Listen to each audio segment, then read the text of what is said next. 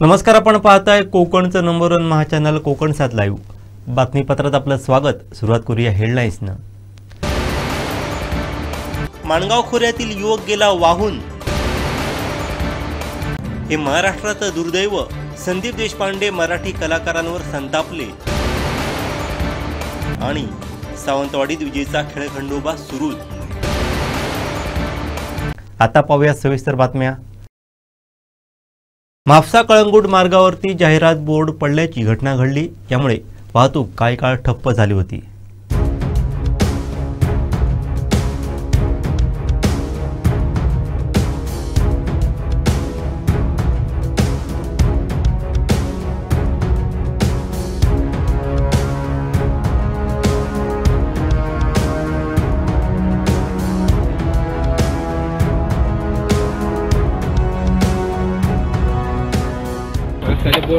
रस्त्याचे बोर्ड पडला, ब्लॉक झाला म्हणून आमची गाडी कॉला घातली। आम्ही बाहेर सर्व कसे बाहेर आम्ही मागचा पाहिजे।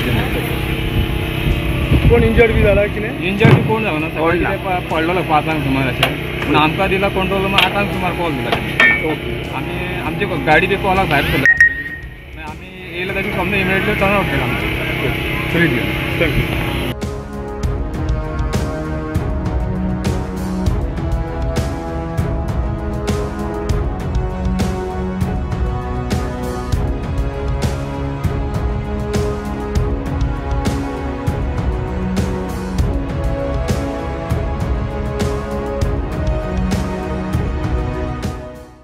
मंत्री नितेश राणेंच्या वाढदिवसानिमित्त जिल्हा परिषद गट कुणकेश्वर यांच्या वतीने कुणकेश्वर चरणी रुद्राभिषेक महाआरती तसंच कुणकेश्वर परिसरात सामाजिक उपक्रम राबवून वाढदिवस साजरा करण्यात आला। पाहूयात। कुणकेश्वर महाजन पालकमंत्री नितेश राणे साहेब यांचा आज कुणकेश्वर वाढदिवस आहे। त्या वाढदिवसाच्या निमित्ताने आज कुणकेश्वर महाजन तुला सर्व कुणकेश्वरकरांनी आज तुला अभिषेक घेतलेला आहे ब्राह्मणामार्फत, तो मान्य करून घ्या। आणि आज त्यांच्या कुणकेश्वर महाजन त्यांच्या हातून सर्व कामं चांगली पार पडली पाहिजे आणि अडचणी असतील त्या बाजूला करून त्यांचा कुणकेश्वर महाजन त्यांच्या कुणकेश्वर त्यांचं आरोग्य चांगलं ठेव, कुटुंबाचं त्यांच्या आरोग्य चांगलं ठेव, मुलाबाळांचं आरोग्य चांगलं ठेव। आज कुणकेश्वर महाजन त्यांचा वाढदिवस आहे। वाढदिवसानिमित्त कुणकेश्वरकरांनी सगळ्यांनी आज कुणकेश्वर महाजन तुला वाढदिवस केलेला आहे। त्या वाढदिवसाच्या निमित्ताने आज त्यांच्या हातून कुणकेश्वर सहकार्य चांगलं झालं पाहिजे, कामं चांगली झाली पाहिजे, निधी त्यांच्या हातून आली पाहिजे आणि खूप पुढे होऊन निधी कामं त्यांच्या हातून चांगली होते। आणि त्यासाठी त्यांनी आज कुणकेश्वर महाजन त्यांच्या आरोग्यासाठी, कुटुंबाच्या आरोग्यासाठी त्यांना अभिषेक घेतलेला आहे, तो मान्य करून घ्या आणि त्यांच्या कुटुंबात सर्व गोष्टी आनंद असतो की संभाल देवा कुणकेश्वर महाजन। हो माझा हर हर हर हर बोला बोला कुणकेश्वर महाराज की जय।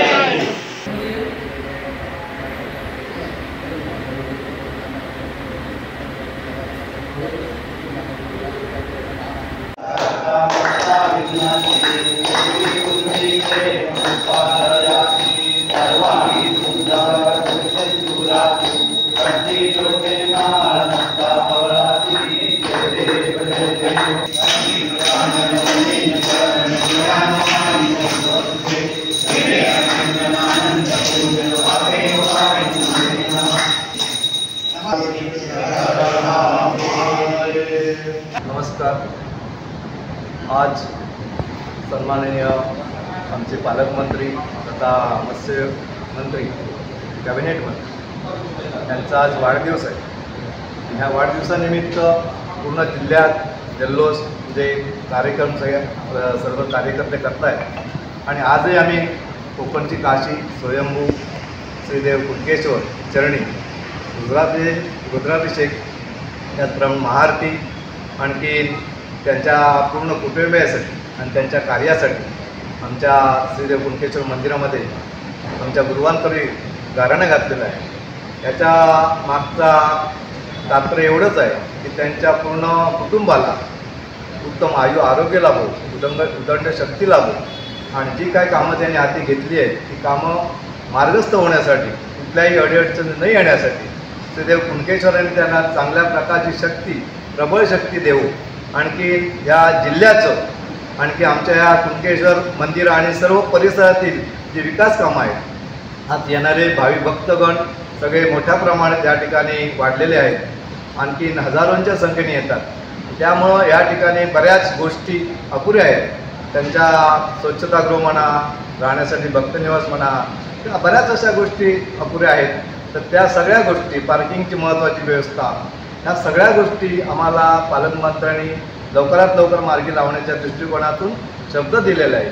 आणि परवाच बोलणं झालं की त्यांनी आज वाढदिवस असताना सुद्धा मी त्यांना म्हटलं, हो वाढदिवस आहे, आम्ही येणार कसं आणि विकास कामानं बोलणार कसं. पण ते म्हणाले, माझा वाढदिवस असू देत आणि काही असू देत, तुम्ही या आजच्या दिनी, मला काही नाही काय या कुणकेश्वरच्या विकास कामाच्या संदर्भात बोलायचं आहे आणि काही कामं चालू करायचे, हा त्यांनी शब्द दिलेला आहे. आणि हा कार्यक्रम पूर्ण झाल्यानंतर आम्ही त्या ठिकाणी सर्व कार्यकर्ते ट्रस्टच्या वतीने, ग्रामपंचायत वतीने आणि सर्व ग्रामस्थ आणि सर्वच भाजप कार्यकर्ते त्या ठिकाणी जाणार आहोत. तर त्या ठिकाणी चांगल्या प्रकारे आमच्या पालकमंत्र्यांनी या ठिकाणी भरगच्च अशी कामे त्या ठिकाणी व्हावी ही श्रीदेव कुणकेश्वरतीने प्रार्थना करतो आणि त्यांच्या पूर्ण उदंड आरोग्यासाठी, कार्यासाठी पुन्हा एकदा मनपूर्वक शुभेच्छा देतो, धन्यवाद देतो. माननीय नामदार नितेशजी राणेसाहेब यांचा आज वाढदिवस साजरा होतो. मोठ्या पूर्ण राज्यभर हा त्यांचा जन्मदिवस साजरा होतोय. त्यानिमित्त आम्ही कुणकेश्वरमध्येही श्रीदेव कुणकेश्वरावर अभिषेक करून आणि महाआरती करून हा आजचा उत्सव, जो त्यांचा जन्मदिवस आहे, तो साजरा करतोय. त्यांना चांगलं आरोग्य लाभो, ते जे काम करत आहेत त्यांना श्रीदेव कुणकेश्वर शक्तिदेव याच्यासाठी आम्ही श्रीदेव कुणकेश्वराला साकडं घातलं आहे. त्याचबरोबर हिंदू देवदेवता किंवा हिंदू धर्माच्या रक्षणाबद्दल त्यांचं जे काम चाललं आहे, या कामातसुद्धा त्यांना उदंड अशी शक्तिदेव परमेश्वर कुणकेश्वर अशी आम्ही त्यांना साकड्या कुणकेश्वरासाठी कडे चरणी साकडे घालतोय. आणि नितेशजी राणेसाहेब यांना आमच्या सर्व कुणकेश्वर पदाधिकारी, भारतीय जनता पार्टीचे कार्यकर्ते तसेच कुणकेश्वर वारकऱ्यांकडून शुभेच्छा देतो. सावंतवाडी शहरासह तालुक्यात मंगळवारी सकाळपासून बत्ती गुल झाली आहे. गेले 3 महिने विजेची समस्या कायम आहे. पाऊस असो वा नसो, विजेचा खेळखंडोबा मात्र कायम आहे. सततच्या इजामुळे नागरिकांच्या उपकरणांसह आता शासनाच्या सिटी स्कॅन मशीनचा पार्टही बिघडल्याचं समोर येत आहे. अजूनही विजेच्या समस्या कायम असल्यानं ऊर्जा विभाग नेमकं करतोय काय, असा सवाल या निमित्तानं वीज ग्राहक विचारतायत. सावंतवाडी तालुक्यात वीज वितरण कंपन्यांचा कारभार पूर्णपणे रामभरोसे सुरू आहे. विजेच्या समस्येनं व्यावसायिक आणि सामान्य नागरिक मोठ्या प्रमाणात त्रस्त झाले आहेत. त्यात मंगळवारी ग्रामीण भागासह शहरात विद्युत प्रवाह खंडित झाला. याबाबत विचारलं असता महावितरणचे उपकार्यकारी अभियंता म्हणाले, तांत्रिक बिघाड झाला असल्यानं विद्युत पुरवठा खंडित झाला आहे. बिघाड दुरुस्त करण्याचं काम सुरू असून 1.5 तासात सेवा पूर्ववत होईल अशी माहिती दिली. दरम्यान 33 kV लाईनमध्ये फॉल्ट आहे, त्यामुळे विद्युत प्रवाह खंडित झाल्याचं वीज वितरण कक्षाकडून सांगण्यात आलंय. सततच्या या बिघाडामुळे नागरिकांमध्ये तीव्र संताप व्यक्त होत आहे. दिवसातून अनेकदा अगदी 5-5 मिनिटांसाठी वीज पुरवठा खंडित होत असल्यानं विजेवर चालणारी यंत्रणा आणि उपकरणं खराब होण्याचे प्रकार वाढले आहेत. यामुळेच उपजिल्हा रुग्णालयातील सिटी स्कॅन मशीनचा पार्टही बिघडल्याचं समोर येत आहे. त्यामुळे या नुकसानीला जबाबदार कोण, असा संतप्त सवाल नागरिक विचारत आहेत. ग्रामीण भागातील परिस्थिती तर आणखीन बिकट आहे. वीज महावितरण खातं राज्याचे मुख्यमंत्री देवेंद्र फडणवीस सांभाळत असताना वीज वितरण कंपनीचे अधिकारी नागरिकांच्या तक्रारीकडे दुर्लक्ष करत असल्याचा आरोप होतोय. सततचे तांत्रिक बिघाड बघता ऊर्जा विभाग नेमकं करतो काय, असा संतप्त सवाल सामान्यातून विचारला जातोय. उपजिल्हा रुग्णालय सावंतवाडी येथील सिटी स्कॅन मशीन दुरुस्ती करण्यात आली असून काल रात्री 11 पासून ही सेवा रुग्णांच्या सेवेत पूर्ववत करण्यात आल्याची माहिती वैद्यकीय अधिकारी डॉक्टर ज्ञानेश्वर येवळे यांनी दिली आहे.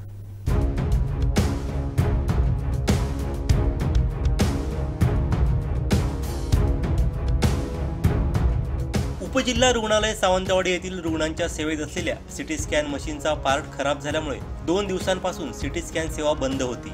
वारंवार लाईट इजा करत असल्यामुळे सिटी स्कॅन मशीनचा पार्ट गेल्याची माहिती येथील सिटी स्कॅन ऑपरेटर यांनी दिली होती. परंतु काल रात्री 9 वाजता मशीनची दुरुस्ती झाल्यानं रात्री 11 पासून सिटी स्कॅन मशीन रुग्णांच्या सेवेसाठी पूर्ववत करण्यात आल्याची माहिती CT scan department manager Prathamesh Parab यांनी सामाजिक बांधिलकी प्रतिष्ठानचे व रुग्ण कल्याण नियामक समितीचे सदस्य रवी जाधव यांना दिली आहे. वैभववाडी तालुक्याला सोमवारी रात्री वादळी वाऱ्यासह झालेल्या पावसाचा तडाखा बसला. तालुक्यातील 3 घरांचं यात नुकसान झालंय.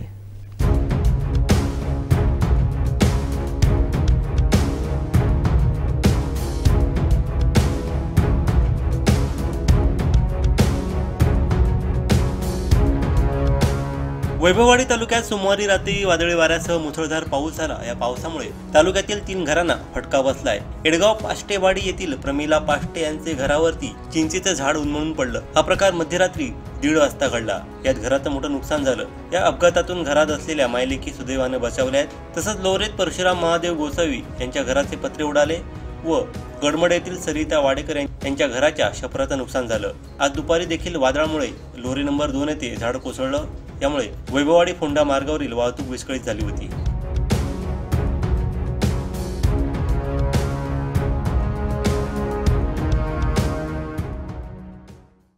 सिंधुदुर्ग जिल्ह्यात मंगळवारी ख्रिश्चन बांधवांचा संजाव सण मोठ्या उत्साहात संपन्न झाला। साटेली भेडशी आवाडे इथं मोठा उत्साह पाहायला मिळाला।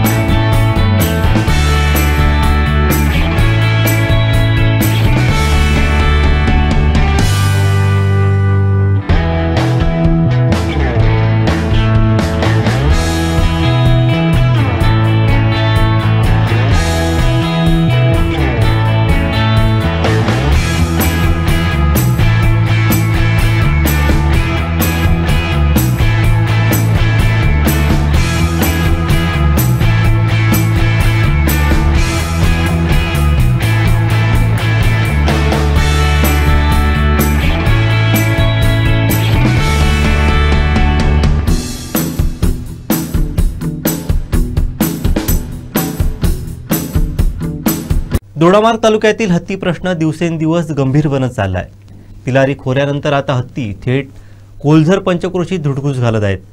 शेतकऱ्यांचे अतोनात नुकसान करत आहेत। नारळ सुपारी जर हत्तीने उद्ध्वस्त केली तर आम्ही जगायचं कसं असा प्रश्न आता शेतकऱ्यांना पडलाय। पाहूयात।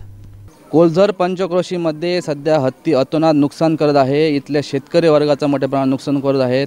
इथले शेतकरी पुरुष मंडळीप्रमाणे इथल्या महिला पण या ठिकाणी शेती करतात। महिलांचं पण या ठिकाणी मोठ्या प्रमाणात हत्ती नुकसान करत आहेत। आपल्यासोबत आज महिला या ठिकाणी आहेत, त्यांच्याकडून जाणून घेऊया। काकी काय सांगाल, हत्ती या ठिकाणी मोठ्या प्रमाणात नुकसान करतोय, काय सांगाल? आमची बागायती आहे, शेती आहे, तर त्याचं नुकसान करतात। पोपळी आहेत, नारळ वगैरे आहेत, त्याचे भरपूर नुकसान झालं आहे। त्यामुळे आम्हाला काहीतरी ते बंदोबस्त व्हायला हवा। हत्ती जो आहे, हत्ती बंदोबस्त करण्यासाठी वन विभाग कायच करत नाही। वनमंत्री असेल किंवा पालकमंत्री यांच्याकडे आपलं काय मागणी असेल? म्हणजे ह्या साईड आमची जास्त जसं शेती, हा शेतीचाच भाग आहे दोडामार्ग तालुका। म्हणजे ह्या गावात की नाही शेती म्हणजे काजू, नारळ, पोपळी ह्या प्रकारचं ह्यात उत्पन्न होतं। आणि ह्याच हत्ती की नाही शेती करू घ्या, समजा काजी उडवतात, पोपळीची झाडं उडवतात।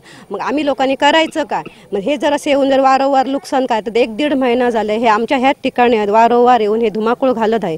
मग आमचं पोटा पाण्याचं काय? मग याच्यासाठी शासनाने काहीतरी बंदोबस्त हत्तींचा व माकडांचा करायचा आहे। इथला जो गाव आहे कोलझर पंचक्रोशी म्हणा किंवा काय आहे, इथली ही सर्व लोक आहेत ही शेतीवर अवलंबून असतात। त्यामुळे हत्ती या ठिकाणी मोठ्या प्रमाणात नुकसान करतोय, काय सांगा? हत्ती नुकसान करतो। 3 झाल्यावर ना 7 वाजल्यापासून हत्ती आमच्या घराकडे। त्या दिवशी ना हे सर्व लोक आलेले, कोण गार्ड बी आले, त्यांची सुद्धा त्यांनी भरड घेतली। आमच्या घराकडे ना खळ्यात हत्ती आले, आम्ही नंतर घरात पळालो। आणि त्यासाठी आम्ही काय करायचं? आमची पोरं कामात राहतात, रात्री 8-9 वाजता येतात घरी, पण आम्हाला संरक्षण आहे, रस्ता नाही धड। आमची गाडी सुद्धा रस्ता ठेवावी लागते। त्याच्याकडनं आम्हासाठी आधी रस्त्याची पहिली सोय करा तुम्ही। वन विभागाची जी माणसं या ठिकाणी नेमलेली आहेत ती या ठिकाणी आपल्याला संरक्षण देतात का? देतात, पण ते कमी त्यांना देतात। पण आमच्याकडे हत्तीने माझ्या दिराचं खूप प्रकारे विषय कवातेची नासधूस केली आहे। त्यासाठी त्यांना काहीतरी मोबदला असा मिळावा सरकारकडून आणि हत्तींचा चांगल्या प्रकारे बंदोबस्त करावा अशी माझी मागणी आहे। कोलदर या गावावरून मोबदला देऊन उपयोग काय होईल? माणूस गेला तर मोबदला काय करायचा आहे आम्हाला? एखाद्या टायमाला सरकार आम्हाला मोबाईल देतात, समजा मीच मेली, मला काय माझ्या मुलांना काहीतरी देतात, पण ते देऊन काय करायचं आहे? त्याच्यासाठी आम्ही एवढंच सरकारला सांगतो की त्यांनी हत्तीचा किंवा ह्या माकडांचा बंदोबस्त करा। आम्हाला पैसे नको, काजीमध्ये जातात, गौरेडे, वाघ असतात। या वर्षी आम्ही शेती वगैरे म्हणजे काजू वगैरे पीक आणायचं सोडून दिलं हत्तीला लागाय। लागून. त्याच्यामुळे सरकारने फक्त एवढंच आमचं म्हणणं आहे की आम्हाला मोबदला नको, आम्हाला फक्त हत्तीचा बंदोबस्त करायला पाहिजे, एवढंच आमचं म्हणणं आहे. आपल्यासोबत इथले कोलझर पंचक्रोशीमधील काही शेतकरी आहेत, त्यांच्याकडून जाणून घेऊया की हत्ती कशा प्रकारे त्यांचे उभे केलेले शेती बागायतीचं पूर्णपणे दिवसा डोळ्या देखील त्यांचं नुकसान करतायत. आपल्यासोबत काही शेतकरी आहेत. काका, काय सांगाल? या ठिकाणी हत्ती आहेत, दिवस रात्र नुकसान करतात. इथे नुकसान तर आहे, पण जवळजवळ आज 6 ते 7 वर्ष या ठिकाणी हत्ती वावरत असतात. त्या ठिकाणी केलेली बागायती, आता अमृत गोपाळ देसाई, दौलत भिकाजी देसाई, दिलीप बेटे, त्याच्यानंतर रुपेश बेटे, शरद देसाई, चंद्रकांत देसाई यांच्या बागायतीचं प्रचंड प्रमाणात नुकसान केलेलं आहे. रिटायर होऊन या ठिकाणी त्यांनी शेती करावी म्हणून हा व्यवसाय चालू केला आणि त्यामध्ये जवळजवळ त्या लोकांचं 8 लाख रुपयांचं नुकसान केलं. शासन दरबारी आम्ही दाद मागितली. आमचे प्रतिनिधी दीपक देसाई यांनी वेळोवेळी त्यांना प्रत्येक वेळी प्रश्न विचारले, पण कोणत्याही प्रकारचं उत्तर फॉरेस्ट डिपार्टमेंटकडून येत नाही. आणि अशाच प्रकारचं राहिलं तर कोलझर गाव उद्या हे शासन किंवा हे वनमंत्री जे कोण असतील, गणेश नाईक असतील, कोणी असतील, तर ते आज हत्तीग्राम म्हणून कोलझर गाव डिक्लेअर करायला देखील मागे पुढे पाहणार नाही. कारण हत्तींचं वास्तव्य मोरलेपासून कोलझरपर्यंत अंतर किती आणि इथून चौकोळपर्यंत अंतर किती, हत्ती याच ठिकाणी काय येतात, तर हत्तींना या ठिकाणी ते जे आपण ठेवलेले आहेत बंदोबस्तासाठी, ते मुद्दाम या ठिकाणी हत्तीला आणून हा धुडगूस घालण्यासाठी प्रवृत्त करतात. आटम बॉम्ब पुढे गेलेल्या हत्तीच्या तोंडावर फेकतात. ते हत्ती पुन्हा माघारी फिरून कोलझर बाजे या ठिकाणी वास्तव्यात आहे. रात्री अतोनात आमची जवळजवळ 10-20 पोरं त्यांनी बंदोबस्ताला ठेवलेले 40 ते 50 माणसं. एवढं असूनही हत्ती बेभान झाला की त्या लोकांचे पुन्हा जर काही इन्सिडंट झाला तर ह्याला सर्व तो शासन दरबारी कोण न्याय देणार? वनमंत्री या ठिकाणी असणारे फॉरेस्टर हे फक्त बघायची भूमिका घेतात. आत्ता या ठिकाणी दिलीप बेटे यांचं माझं संभाषण झालं. फॉरेस्टवाले खळ्यामध्ये येऊन उभे राहतात आणि हत्ती आले तर तुम्ही पुढे जा अशा प्रकारचं सांगतात या ठिकाणी. त्यामुळे हत्तींचा योग्य तो बंदोबस्त करावा अशी शासन दरबारी आमची विनंती आहे. आमच्या विनंतीला गावातील लोकांचं नुकसान 10 वर्षात तुम्ही जरी पुन्हा उभं करायचं माडझाड केलं, पोपळी केलं, तरी ते पुन्हा या ठिकाणी होणार नाही. तोपर्यंत आमचं लाईफ टाईम हे बर्बाद झालेलंच आहे. ह्याच्या पुढे ती जिद्द राहणार नाही. या नुकसान भरपाईची दखल तुम्ही घ्याल, पण पुन्हा ती नुकसान भरपाई मिळाल्यानंतर 10-20 वर्षात त्याची मेहनत करणं, तोपर्यंत आता जो शेतकरी आहे तो या मेटाकुटीस येणार आहे आणि तो एक दिवशी शेतकरी हा जो काय संबोधन तुम्ही शेतकरी बळीराजा हा संपुष्टात येईल. आणि त्यामुळे सरकार दरबारी याची योग्य ती दखल घ्यावी अशी शेतकऱ्यांची, संपूर्ण गावाची, कोलझर, शिरवल, चळकट या भागामध्ये धोळंब्यापर्यंत हत्ती गेलेला आहे. या सर्वांची विनंती आहे ती मान्य करा आणि हत्तींचा लवकरात लवकर बंदोबस्त करा. नक्कीच मोर्लेमध्ये हत्ती हल्ल्यामध्ये एका शेतकऱ्याचा निष्पाप बळी गेला. त्यानंतर हत्ती पकड मोहीम ही वनविभाग आदेश झाला. 30 जूनपर्यंत त्या हत्तीला पकडण्यासाठी आदेश होता, पण अद्याप सुशेगार असलेल्या वनविभागाने हत्ती पकडला नाही आणि ते तिलारी खोऱ्यामध्ये जे हत्तीने दुडगूस घातला ते आता कोलझर पंचक्रोशीमध्ये आहेत. हत्ती हटाव मोहिमेसंदर्भात आपला सरकारकडे काय मागणी असेल? खरी तर दोडामार्ग हा जो तालुका आमचा आहे तो अतिशय दुर्गम आहे आणि कायम दुर्लक्षित आहे. आमच्याकडे सुविधा ज्या व्हायला पाहिजे त्या होत नाही आहेत. अशामध्ये अनेक आम्ही आता आमचा तरुण कुठेतरी सरकार आम्हाला सपोर्ट करतं आहे आणि कुठेतरी पुढे यायचा प्रयत्न करतो आहे.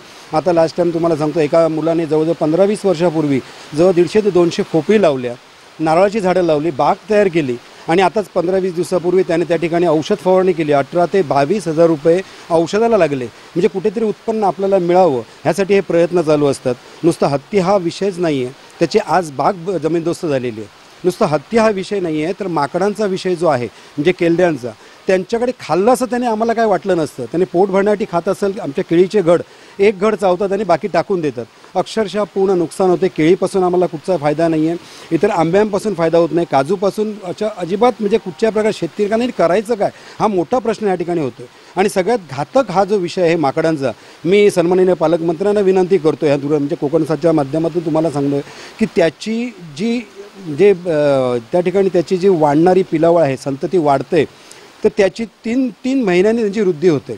म्हणजे आमच्या गावामध्ये आता 1 वर्ष 1.5 वर्षापूर्वी एक 60-70 केल्दी ही नजरेला पडत होती, पण आता ह्या ठिकाणी 250 ते 450 त्यांची हे झालेलं आहे. मग आणखी मला वाटतं 2 वर्षानंतर हे मुबलक आम्हाला घरात पण राहू देणार नाही आहेत. म्हणजे हत्ती, गवेरेडे, रानडुक्कर, ही केल्दी ह्यांच्यापासून आम्ही त्रस्त झालेलो आहोत. सरकारने चांगल्या योजना दिल्यात, आमच्यापर्यंत योजना पोचवल्यात, आम्ही त्याचा लाभही घेतो आहे. पण लाभ घेतल्यानंतर आमच्या 7/12वरती किंवा रेकॉर्डवरती त्या शेतकऱ्यांनी लाभ घेतल्यामुळे जातो, पण नुकसान जे विषय जातो आहे आमचा सामायिक 7/12 असल्यामुळे ठोस जे नुकसान आहे ते माझ्यापर्यंत पोचत नाही आहे. मग त्यामुळे मी आज करायचं काय, आज नियोजनामधून किंवा सरकारकडून आम्ही एखादा लाभ घेतलेला आहे, पण परत जर मला कलमं लावायची असतील तर शासनाकडून आम्हाला लाभ मिळत नाही आहे, कारण आम्ही त्या ठिकाणी वंचित दिसतो. मग ह्यासाठी शासनाने कुठेतरी विचार करा. सन्माननीय पालकमंत्र्यांना विनंती आहे की तुम्ही हा खरोखरच दोडामार्गसाठी, आज हत्तीसारखा प्रश्न आहे, गवेरेड्यांसारखा प्रश्न आहे, जंगली हत्तीचा, खरोखर मागच्या वेळी तुम्ही हनीबीचा जो प्रकल्प आणला होता तर हत्ती हा विषय जो आहे तो संपुष्टात येणार, पण हनीबीसाठी खरोखरच साहेबांनी चांगला प्रयत्न त्या ठिकाणी केला होता. तो परत रूपात घेऊन निदान कुठेतरी त्यांना बंदिस्त करून खरोच त्यांची सोय करावी अशी समस्त ग्रामस्थ दोडामार्गवासियांच्या वतीनं मी मागणी करतो आहे. कृपया ह्याला आमच्या मागणीला विनंती करून कृपया त्यांनी सहकार्य करावं. हे काय होतं की आमची 1100 एकर डोंगर आहे, आमची काजू बागायती पूर्ण त्या ठिकाणी आहे. मग आताच्या सीझनमध्ये बेंदणी म्हणजे पूर्ण जी रुजलेली झाडं असतात ती पूर्ण कापणीचा विषय असतो, आणि दिवस मोठा असल्यामुळे कधी काम करत असताना त्या ठिकाणी कधी उशीर होतो समजत नाही आहे. आणि हत्तीचा मूळ असा विषय आहे की एवढा अवाढव्य प्राणी जरी असला तरी तिच्या पावलांचा आवाज कधी येत नाही, तो कुठून आले तर समजत नाही आहे. आणि उतरता एक जवळजवळ नाही म्हटलं तर 2 किलोमीटर आम्हाला अंतर आहे. उतरता काळोख होतो, त्यामुळे काही लोकांना आमच्याकडे वन विभागाकडून बॅटऱ्या पोचलेल्या होत्या. आता आम्ही त्यांना मागणी केलेली आहे, त्यामुळे प्रत्येक घराला एक बॅटरी द्यावी अशी एक पालकमंत्र्या थ्रू मी वन विभागाला एक विनंती करतो आहे. ती आमची मागणी लवकरात लवकर त्यांनी पूर्तता करावी. धन्यवाद. आपल्यासोबत अजूनही काही शेतकरी आहेत. हत्ती नुकसान आणि हत्तींचा बंदोबस्त यासाठी आपण काय सांगा? हत्ती साधारणपणे 3 महिने आमच्या गावात आले आहेत. त्यासोबत आम्ही ती वन विभागाची टीम आणि आम्ही त्यासोबत असतो. त्या सोबतीला त्यांना काय मदत असते ते आमच्याकडनं जाते. पण आता हत्ती हटाव मोहिमे 30 जूनपर्यंत डेडलाईन दिली आहे, पण अजूनपर्यंत त्या संदर्भात काही झालेलं नाही. त्यासाठी आम्ही राष्ट्रवादीच्या वतीने तटकरे साहेबांना निवेदन दिलेलं आहे. त्या निवेदनानुसार ह्या 2 दिवसात वनमंत्र्यांची आणि संपूर्ण आमचे जे शेतकरी आहे गोलजर पंचक्रोशीचे त्यांना सोबत घेऊन आम्ही ह्याविषयी तोडगा काढण्यासाठी जाणार आहोत.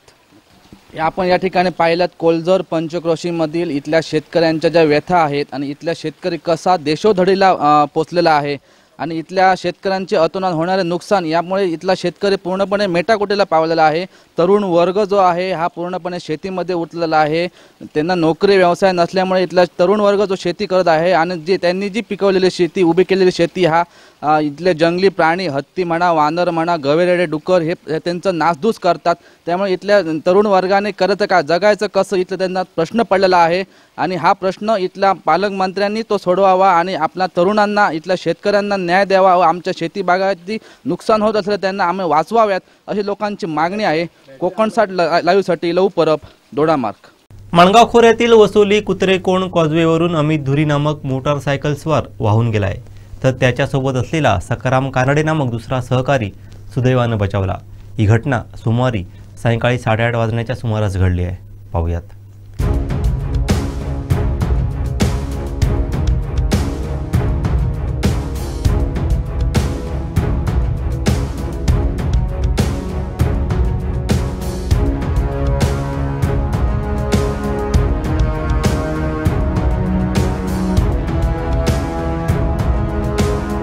कुडाळ तालुक्यातील माणगाव खोऱ्यात गेला आठवडाभर कमी अधिक प्रमाणात पाऊस सुरू आहे.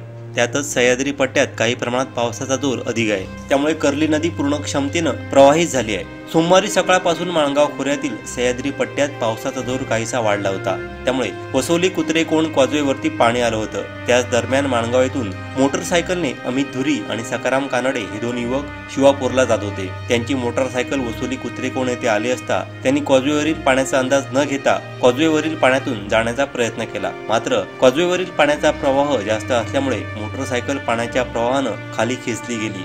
त्यात अमित धुरी हा युवक पुलाच्या खाली पडला गेला व वाहून गेला. त्याच्यासोबत बसलेला त्याचा सहकारी सुदैवाने बचावला. त्याने घटनास्थळी आरडाओरडा केली, मात्र रात्रीची वेळ असल्यामुळे त्याला कोणीच प्रतिसाद दिला नाही. एक्चुअली कल शाम को 8:30 बजे जो है एक युवक जो है 30 साल का था, तो डीडीएमओ सिंधुगढ़ की तरफ से हमें सूचना मिली थी कि एक युवक इधर से पार कर रहा था इस पुल से और वो बह गया था और शायद करंट इससे भी तेज कल था। जिसकी वजह से बैठ गया। उसके साथ में एक जो है और भी 60 वर्ष के करीब एक बूढ़े आदमी थे जो उनके साथ बैठे, लेकिन कुछ झाड़ियों को पकड़ करके वो बच गए थे अपने यहाँ, लेकिन उस अंधेरे होने के नाते वो फिर उनको देख नहीं पाए। और यहाँ से काफी दूर एक गांव है, वो मड़गांव में जाकर के बताया कि इसी घटना हो गई। तो उसी घटना के सिलसिले में हम जो है जो युवक जो 30 साल का हमारे यहाँ पास डूबा हुआ था उसी को हम सर्च करने के लिए आए थे। बट यहाँ के सिनेरियो जो है सर्च करने लायक उतना नहीं, केवल मैनुअली ही ढूंढ सकते हैं। जैसा कि आप देख रहे हैं कि बिल्कुल जो है झाड़ियों से लदा हुआ पथरीली जगह है और ज्यादा डेप्थ नहीं है, और जो पानी का करंट है वो इतना तेज है कि इसमें जो है न बोट उतार सकते और नहीं कोई हमारा जो इक्विपमेंट इसमें काम कर सकता है। बस मैनुअली हम कर सकते हैं और देखते हैं कि अपना सेफ्टी कितना है। उस सेफ्टी के हिसाब से कुछ लोकल लोगों को लेकर के मैं इस अभियान को मैं शुरू कर रहा हूँ और उसको सर्च करने की कोशिश कर रहा हूँ। कितने लोग की टीम है? हमारी पूरी एक 46 की टीम होती है, लेकिन इस डाउनिंग केस के लिए हम जो है टोटल 18 लोगों को लेकर के आए हैं। इसमें ज्यादा लोगों की जरूरत नहीं वैसे पड़ती है, तो इसलिए हम कम ही लेके आए। और मैं inspector GT RJ Yadav 5 battalion India Pune से हूँ। मानगाव शिवापूर रोडवर असणाऱ्या निर्मला नदीच्या ब्रिजवर दोन्ही सम आम्ही धुरी आणि सखाराम कानडे हे पल्सर मोटरसायकलवर जात असताना रात्रीच्या 8 वाजण्याच्या सुमारास त्यांची पाण्याच्या प्रवाहामुळे बाईकवरून पडून त्यातील आम्ही धुरी अद्यापर्यंत मिसिंग असून सखाराम कानडे हे रात्रीच मिळून आले असून ते सुखरूप आहेत। तसेच काल रात्रीपासून स्थानिक प्रशासन, नागरिक व पोलीस प्रशासनाच्या मदतीने आम्ही सर्व रात्रीमध्ये शोध घेत आहोत। आता सकाळी एनडीआरएफची टीम दाखल झाली आहे। एनडीआरएफच्या टीमच्या माध्यमातून आता शोध घेण्याची प्रक्रिया चालू आहे। मराठी कलाकार मराठीबाबत भूमिका घेत नाहीत हे महाराष्ट्राचं दुर्दैव असल्याची संतप्त प्रतिक्रिया मनसेच्या संदीप देशपांडे यांनी दिली आहे। पाहूयात। हे बघा, जर एखाद्याला एखादी भाषा शिकावीशी वाटली त्यात गैर नाही, पण तुम्ही जे कंपल्शन करता की तिसरी भाषा पहिलीपासून शिकवा, ह्या गोष्टीला आमचाच नाही तर महाराष्ट्रातल्या साहित्यिकांचा, महाराष्ट्रातल्या कलाकारांचा, महाराष्ट्रातल्या जे शिक्षण तज्ज्ञ आहेत त्यांचा, या सगळ्यांचा विरोध सरकारने लक्षात घेतला पाहिजे। एवढं असंवेदनशीलपणे वागून सरकारला चालणार नाही। आतापर्यंत आपल्या शिक्षण पद्धतीमध्ये आपण 2 भाषा शिकत होतो, आपल्याला कुठे अडचण आली का? आता आडमार्गाने ही हिंदी सक्ती करायची गरज काय आहे, हा आमचा मूलभूत प्रश्न आहे। आज तुम्ही बघा, कमल हसन असतील किंवा दाक्षिणात्य अभिनेते प्रकाश राजांचं मी परवा हे बघितलं, त्यांचं एक मला असं वाटतं कुठेतरी इंटरव्ह्यू होता या हिंदी चॅनलवर इंटरव्ह्यू होता, तिथे ठामपणे त्यांनी हिंदी सक्ती का नको या विरोधात भूमिका मांडली। दुर्दैवाने आपले मराठी कलाकार, आता परत मी ते वाक्य बोलत नाही कारण त्याच्यावर गदारोळ होईल, पण त्यांनी अभिमानाने वागायला पाहिजे। नाही, कसं आहे, एक लक्षात ठेवा, पक्षाची भूमिका मांडत असताना तुम्हाला लोक तुमच्या, आता टीका करणारे कोण आहेत? आता मी जेव्हा युट्यूबवर वगैरे सगळ्या गोष्टी येतात तेव्हा खाली खूप असतात, हा भाजपचा दलाल आहे, हा भाजपचा भडवा आहे, हा भाजपचा हे आहे। ज्यांच्याबरोबर 19 वर्ष मी राहिलो त्या राजसाहेबांच्या मनात माझ्याबद्दल काय आहे मला माहिती आहे, त्यामुळे असल्या भुंकणाऱ्या कुत्र्यांबद्दल मी विचार करायची मला गरज नाही। आणि कोळीसारखे लोक ज्यांनी आयुष्यात महिलांचा कायम अनादर केलेला आहे, ते माझ्या बायकोबद्दल, माझ्या कुटुंबाबद्दल आता बोलायला लागले। म्हणजे एवढं शिवसेनेचं फ्रस्ट्रेशन आलंय की ते आता माझ्या कुटुंबावर यायला लागले। मी आयुष्यात नेहमी एक गोष्ट पाळलेली आहे, मी राजकारणाच्या वेळेला राजकीय व्यक्तींबद्दलच बोललेलो, कोणाच्या कुटुंबाबद्दल बोललेलो नाही। तर सगळ्यांनी ही रेड लाईन पाळली पाहिजे। आणि माझी बायको, माझी पत्नी ही MPSC पास होऊन सरकारी सेवेत आहे। ती काँग्रेसच्या काळातही होती, उद्धव ठाकरेंच्याही काळात होती आणि आता भाजपच्याही सरकारच्या काळात आहे। त्यामुळे आणि ती 10वीलाही मेरिटला होती, 12वीलाही मेरिटला होती, त्यामुळे ती कोणाच्या तरी मेहरबानी ती तिथे नोकरी करते हे जे काय कोळी म्हणाले, त्यामुळे त्यांच्या महिलांबद्दल असलेल्या वृत्तीबद्दलचं दर्शन आणि शिवसेनेच्या महिलांबद्दल असलेल्या वृत्तीबद्दलचं दर्शन घडता येते। आणि आम्ही आजपर्यंत कधी कोणाच्याही कुटुंबावर गेलेलो नाही, हे शिवसेनेने भान बाळगावं। आम्ही रेड लाईन पाळली आहे, तुम्ही पाळा। तर आम्ही पाळायची सोडली तर मग खूप गोष्टी वेगळ्या घडतील। शेवटी ठळक घडामोडी पुन्हा एकदा। माणगाव खोऱ्यातील युवक गेला वाहून, हे महाराष्ट्राचं दुर्दैव। संदीप देशपांडे मराठी कलाकारांवर संतापले आणि सावंतवाडीत विजेचा खेळखंडोबा सुरूच। बातमीपत्रात वेळ झाली ते थांबण्याची।